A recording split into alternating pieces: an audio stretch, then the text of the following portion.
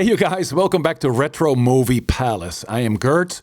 That's one name. You're also familiar with the name Tom Cruise. Lots of classic movies, lots of recent movies. We know him because of the classic movies. Today we discuss Mission Impossible 2. Boy, action-packed.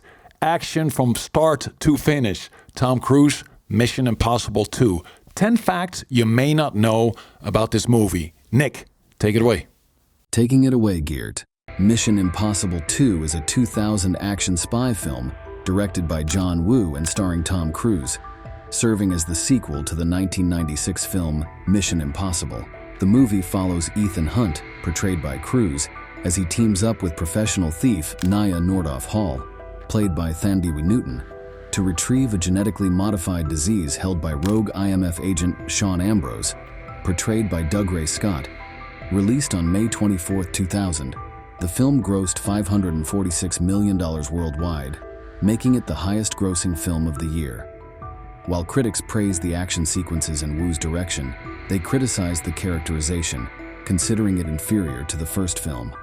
These are the 10 facts about Mission Impossible 2. Number 1.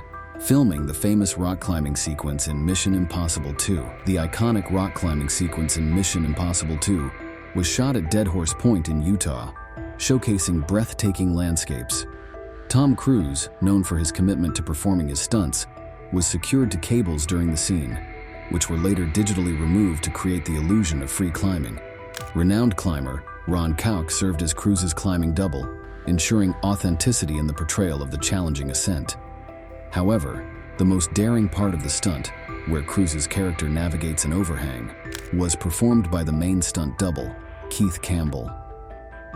Despite director John Woo's apprehension about the risky stunt, Cruise insisted on doing it himself, demonstrating his dedication to delivering thrilling and authentic action sequences.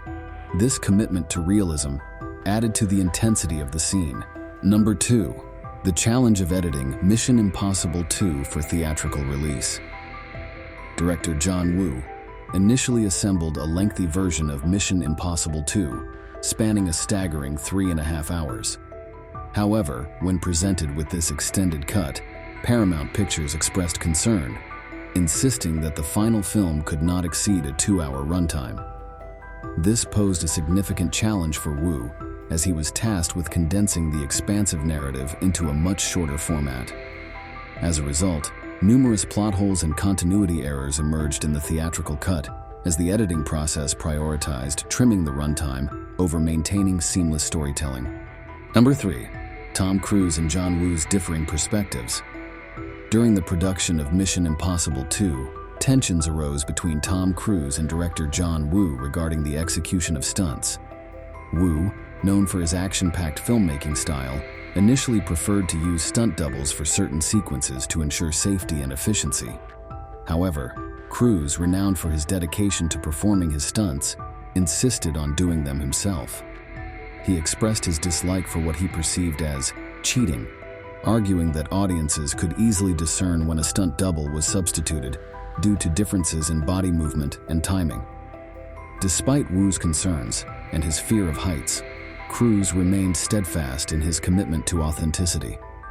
His courage and determination to push the boundaries of action filmmaking ultimately earned Woo's admiration, highlighting the mutual respect between the actor and director, despite their differing approaches to filming stunts.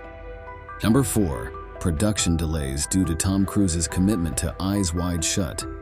The production of Mission Impossible 2 faced significant delays primarily because of Tom Cruise's involvement in Stanley Kubrick's film Eyes Wide Shut, 1999. Initially slated to commence filming in mid-1997, Mission Impossible 2 was postponed until 1999. Originally intended to be filmed within 6 months starting in November 1996, the shooting of Eyes Wide Shut extended beyond expectations, resulting in the postponement of Cruise's commitment to the Mission Impossible sequel. The extensive duration of Cruise's involvement in Eyes Wide Shut not only pushed back the filming of Mission Impossible 2, but also contributed to the overall delay in its production timeline. Number 5. False reports of Tom Cruise's diva behavior during filming in Sydney. During the filming of Mission Impossible 2 in Sydney, Australian newspapers erroneously reported that Tom Cruise was behaving like a high-maintenance diva. Specifically, they claimed that Cruise had sent out a memo to extras and bit part players instructing them not to look him in the eye. However, this report was inaccurate. The concern was to not look in the eyes of Cruise during filming. This directive was not due to Cruise's personal preference, but rather a practical necessity for maintaining the integrity of the shots. Many shots were disrupted due to extras looking at Cruise and even pointing things out. Therefore, this step was taken to make things smoother. Number 6. Lighthearted reference to previous films' critique in Mission Impossible 2. In Mission Impossible 2, Luther Stickel, portrayed by Ving Rhames, delivers a memorable line. "It's that simple, huh?" after hearing Ethan Hunt's explanation of what he believes Chimera is. This line serves as a tongue-in-cheek nod to the criticism received by the first Mission Impossible film for its perceived overly complicated plot. In the earlier installment, audiences and critics alike remarked on the intricate and convoluted nature of the storyline. Therefore, Stickel's remark in the sequel humorously acknowledges this critique, suggesting that the explanation provided by Hunt seems unusually straightforward compared to the complexities encountered in their previous mission. Number 7. Missed opportunity. The role of Mission Commander Swanbeck in Mission Impossible 2 originally sought the talent of Sir Ian McKellen. Still, due to a prior theater commitment in London, he regrettably had to decline the offer. Instead, the role went to Sir Anthony Hopkins. McKellen's decision, albeit surprising to his agent, proved consequential, as it allowed him to commit fully to his theater engagement and avoid scheduling conflicts. Little did he know that this choice would ultimately pave the way for his iconic portrayal of Gandalf in the Lord of the Rings trilogy. This missed opportunity highlights the delicate balance actors often face when juggling multiple commitments and the unforeseen impact that a single decision can have on their career trajectory. Number 8. Tom Cruise and John Woo's collaboration. Director John Woo initially grappled with concerns about competing with Brian De Palma's distinctive style in Mission Impossible 1, fearing the pressure to live up to the standards set by the first film.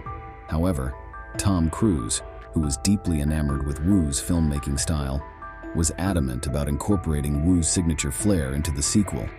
Cruise envisioned each installment of the Mission Impossible franchise as a unique episode, each helmed by a different director, thereby diversifying the visual and narrative styles across the series.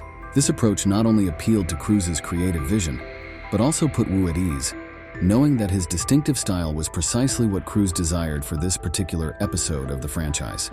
Number 9. John Woo and Hans Zimmer's collaboration. John Woo, renowned for his visually stunning and action-packed films, has a unique approach to creating theme music for his projects.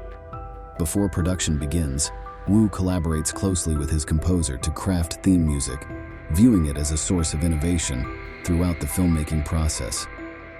During their time in Spain, Woo and composer Hans Zimmer embarked on a creative journey to develop the musical landscape for Mission Impossible 2. This collaboration allowed them to infuse the music with a distinctive flair, adding depth and richness to the film's sound while reflecting the dynamic energy and spirit of the story. Number 10. The elusive workprint. In the early months of 2000, an intriguing artifact surfaced within certain bootleg circles, a workprint of Mission Impossible 2 that spanned a staggering 163 minutes. This version of the film, sourced from a stolen VHS copy, offered a glimpse into John Woo's original vision, which clocked in at an ambitious 3.5 hours. Unlike the theatrical release, this workprint contained numerous extended and deleted scenes, providing viewers with a deeper exploration of the narrative and characters. Of particular note were the uncut action and violence sequences, which had been trimmed from the final film to secure a PG-13 rating. So that's all for today's video.